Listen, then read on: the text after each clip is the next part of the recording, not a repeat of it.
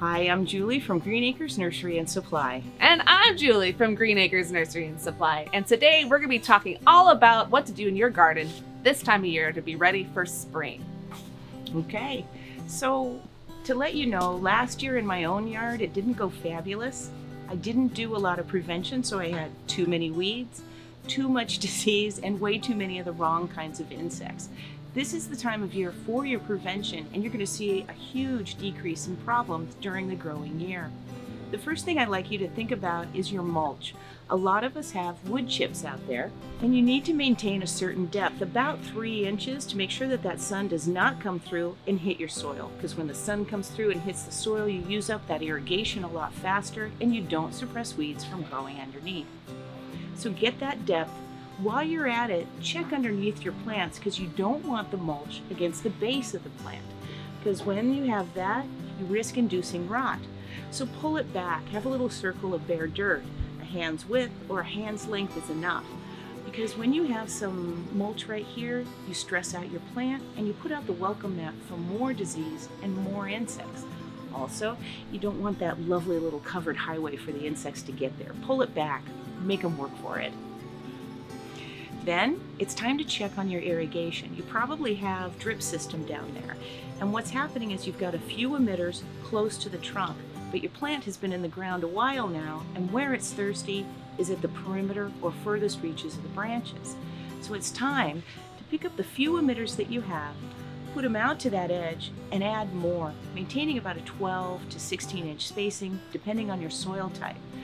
Because if you don't get the water where it needs to go, you're getting it now. You're stressing out the plant and you invite more disease and insects. After you've done that, let's talk about a little pre-emergent. These are tiny little pellets that you put out on the top of the ground. You don't mix it in, it goes right on top. And it stops seeds from sprouting or kills them shortly after they do sprout. And we've got it in 2 formulations over here, in synthetic and in organic. We've also got it in large bags in organic. Once you put it out, it can last 3 to 4 months, and it's not a weed preventer, it's a seed preventer. So the last place you want to put this stuff is in your vegetable bed, because it's going to interfere with getting your vegetables started. All right. Then, after that's done, we're going to do some dormant spray. You're going to use a certain kind of copper and a certain kind of oil. The copper that we use here at Green Acres is Liquicop, and we recommend the horticultural oil. You can mix these together in your container and spray all at once, or you can do it separately. What the copper does is protect against diseases that like to show up almost exclusively in the growing year. By the time those things show up, you're fighting a different battle. So prevention is the key. You did a lot of work out there, and now it's ready for the fun part. All right, Julie, you're up. Let's do the fun part.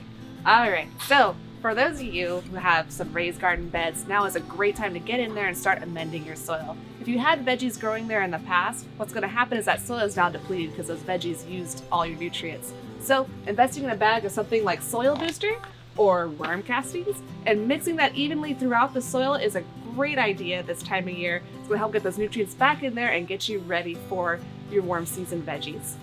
Now, for those of you who have brand new garden boxes, be sure to stay away from any heavy soil. So we don't want to put native soil inside those boxes. Instead, we want to use something like a pre-mixed raised bed mix. This is going to have good even water retention for you and give you good drainage, which is what you need in raised beds. That's why we stay away from the native soil in your beds. Now with that said, I want to introduce you to my friends, the cover crops. These guys are super cool seeds that you can do in your yard. They're really easy to do, and this is the time of year to do them. You can do them in early spring or fall. And so for those of you who don't know, what this is they call it green manure, because when they start sprouting, their roots, they'll hold the nitrogen in place in your soil and keep it in one spot. They'll help keep the weeds out while you're waiting for your warm season veggies to arrive into the nurseries. And they grasp nitrogen gas out of the air and collect nitrogen that way. So when you get your warm season veggies, instead of ripping these guys out of your beds, you cut them into your soil. And that's gonna, when they decompose, they're gonna decompose a bunch of nitrogen in your soil, give you all this good micro bioactivity in your soil, and make it really happy. It's really cool stuff. It's a really fun trick. Try doing it this year. Now, for those of you, speaking of cover crop seeds, we got tons of seeds to pick from. And remember, seeds are a great way to get a head start on the veggie game. So if you grow veggies indoors, you can start them a month and a half before you can outside. And you can start with a plant this big when everyone else's plants are that big. And to do that is really easy. We got all the tools here for you. We got these really cool cow pots. It's made by cows. I don't think I have to explain how it happens, but it doesn't smell and you can plant them straight into your garden bed and they're good to go. You put your good seed starting mix into here, keep it semi-moist, put a couple seeds in, put them under a handy dandy grow light. This is a portable one, super easy to use, and you're good to go, and just keep it semi-moist. Now for those of you with kiddos at home, growing seeds inside is a really fun project, especially when it's rainy days and you can't really go out as much. It gives them something to play with. We have these really cool compact discs that we sell. It kind of looks like a cookie. It's not, please don't eat it. But it starts off like this. You get a bowl, you soak it with water, and then you put them in and they turn into these guys. Now it looks like a brownie. Again, please don't eat it. And all you do is you gently open it up, scratch it up, put your little seeds in there, and then every time you water it, you put some water at the bottom of your tray or container. We just used a regular Tupperware dish for this thing, and then it soaks it up from the bottom up, keeps it a little cleaner in the house, and you're good to go. And then you keep them under your grow light. And this one, we got these super fun Chinese lanterns that are gonna start growing in them. But these are really fun plants to grow too with kiddos. Will really like them because you can pop them and all kinds of stuff. Now, other things that we sell are heating trays. These guys are really cool. Heating trays are a good trick for getting your green bell peppers or just any peppers to start sprouting. They like that warm soil, and most seeds like it. It's a good thing to invest into. And don't forget your labels. We always forget these when it's too late. So remember what you planted and be able to put your labels in your soil. You can use popsicle sticks. I like shiny things, so I picked the shiny ones, but make sure you have them. Now, for the things that I love a lot is landscaping. For those of you looking at your window, wondering if it's safe to go out there and landscape, yes, it is. But luckily, we're spoiled. We live in zone 9 through 14, so we can plant fall through spring. So you are totally fine. And I know for those of you who are kind of new to gardening, coming to a Green Acres can be a little intimidating. At this store alone, we have 4 acres of options of plants for you.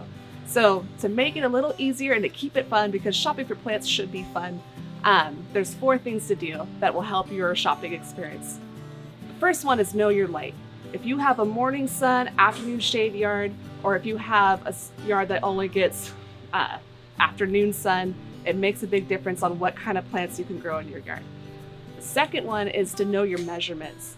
Knowing how wide and how long your garden beds are that you're planning for makes a big difference on knowing what kind of plants we can sell to you, because we don't want to get you a little baby plant that's going to get 30 feet planted in a little 2-foot by 2-foot garden bed. It makes a big difference. The third thing is getting a photo. You don't have to do it if it's too hard to do. We understand that when we have a photo, we can really see what you're seeing. We can see where the neighbors' windows are that are looking into your yard, so we can get you privacy. We can see how high your living room window comes up, so we keep hedges at the right height. It really helps us get into what you're trying to do. And the fourth thing is one of my favorites, are inspiration photos. I love people who have inspiration photos of what they want, because it helps me see what they like. So that way we get you a garden that you want to come home to. So if you have a Pinterest board, let me see what you got. If you got the Joneses next door that you want to beat, let's beat them. Take a picture. Well, it'll help a lot with us getting it to look like what you want. But that's about it for us, I think, today. So Julie and I kind of showed you no mercy. We gave you a whole lot of information in a really short period of time, but we've got you covered. The first thing is, feel free to watch the video again. We don't mind. We can do this all day. Yeah.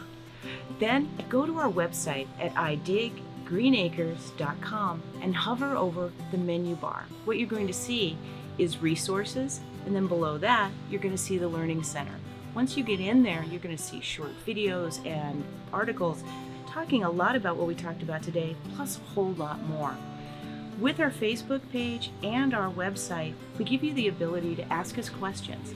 Our team of experts will get on it and get back to you. And don't forget to push that like button and be sure to subscribe to see more videos like this. Goodbye!